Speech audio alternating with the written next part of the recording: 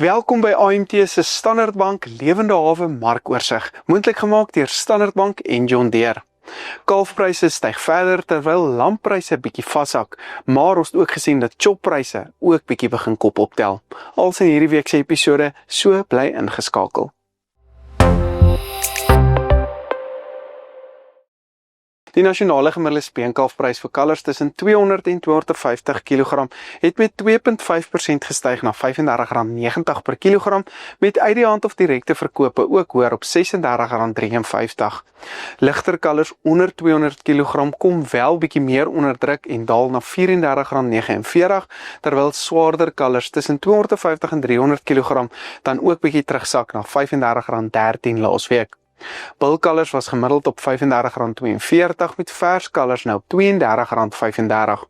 My verwagting is egter dat kalfpryse vir die volgende maand of so rondom die R35 gemiddeld merk kan vashak, gegee die huidige vraag na soepers waar dan pryse ook bietjie kan hoër hou as normaalweg.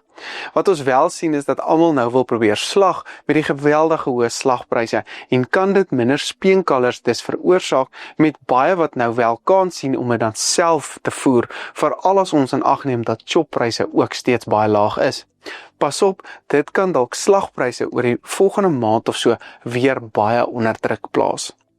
Die A23 karkasprys vang bietjie op met wat werklik al buite gebeur en styg met so 3% na R83.05, terwyl die C-graadprys dan gestyg het na R59.19 per kilogram. Die slagprys is egter in sekere areas dan steeds tussen R80 en R90 per kilogram. Dit is maar weens minder slagtings wat bo op die tekorte wat ons reeds nou ervaar, die slagpryse verder opgedruk het met die back and closure wat dan in verskeie areas nou ook uitbreek. Ek dink wel dat verbruikers weerstand teen hierdie hoë pryse nou begin bied. Soos verwag het die gemiddelde stoorlamprys dan gestabiliseer laasweek en daal dit weer dan na R50.07 met die slaglamprys gemiddeld op R48.61. Uit die hand verkope vir stoorlammers nou ingekom op R51.18 met uit die hand slaglampryse op R49.01. Die gemiddelde stoorlamprys in die Vrystaat daal dan ook bietjie na R51.59 met die prys in die Oos-Kaap nou op R47.97 per kilogram. Soos laasweek dan ook genoem, dink ek dat lamppryse wel vir die volgende maand of so nog hierdie hoër vlakke behoort te handhaaf en dan moontlik weer begin daal soos ons weer meer aanbod in die mark verwag.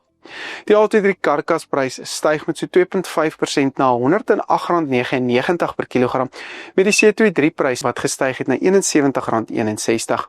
Gebaseer op historiese tendense behoort hierdie A23 prys dan 'n hoogtepunt so teen die einde van hierdie maand of teen Junie maand moontlik te bereik en begin dit lyk of ons weer verby die R110 merk moontlik kan beweeg oor die volgende 2 tot 3 weke.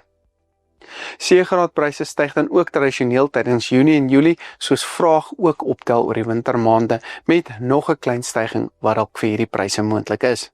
Volpryse het weer bietjie gestyg met die RWS 20 mikron prys op R180 per kilogram en die nie RWS 20 mikron prys op R168 per kilogram skoonmassa. Volpryse in Australië het so klein bietjie gedaal met die gemiddelde prys nou op 11,97 Australiese dollar per kilogram en was dit weer meestal oor wisselkoersbewegings en nie noodwendig die wolpryse as sulks wat dan gedaal het nie. In die hoenderbedryf het ons gemengde resultate gehad die afgelope week met die gevriesde ex-abattoir prys wat gedaal het na R35.59. Varspryse styg verder na R39.44 met die EQF prys hoër op R35.05. My gevoel is dat ons hierdie hoër prysvlakke kan handhaaf vir die volgende week of 2, maar die seisonale tendense toon dat pryse dan weer in 'n afwaartse tendens kan begin inbeweeg. Die departement van landbou het ook aangekondig dat ons van Amerika af MDM hoender moontlik sal kan invoer, wat die invoere van Brazil kan vervang, wat natuurlik goeie nuus is vir ons verbruikers, wat baie afhanklik is, veral die armer verbruikers, van pryse soos bologna ensovoorts, wat MDM pryse nogal sterk beïnvloed. Varkpryse styg met die nuutste spekvarkprys op R32.60, vleisvarkpryse op R33.20, met die nuutste worsvarkprys op R25.33. Dit lyk of ons reeds nou 'n opwaartse tendens is vir varkvleis, veral met alternatiewe soos skaap, bees en hoenderpryse wat dan ook op 'n hoër vlak is.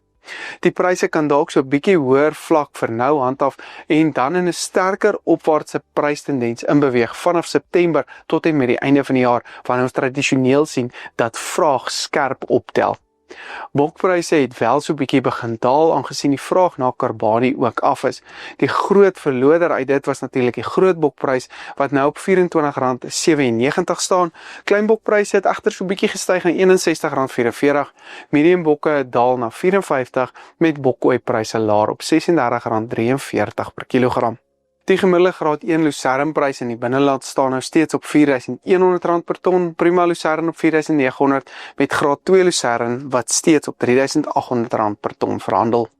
Choppryse het baie onder druk gekom die afgelope paar weke weens baie meer aanbod, maar was die R2.500 merk wat ons laasweek gesien het, dalk net te laag in vergelyking met geelmielies en het dit dan weer vraag bygekry. Die pryse het dus bietjie opgetel en staan op R2.800 per ton gemiddeld, maar bly aanbod steeds baie hoog wat hierdie pryse onder druk behoort te hou oor die korttermyn. Hierdie video's word moontlik gemaak deur Standard Bank en John Deere.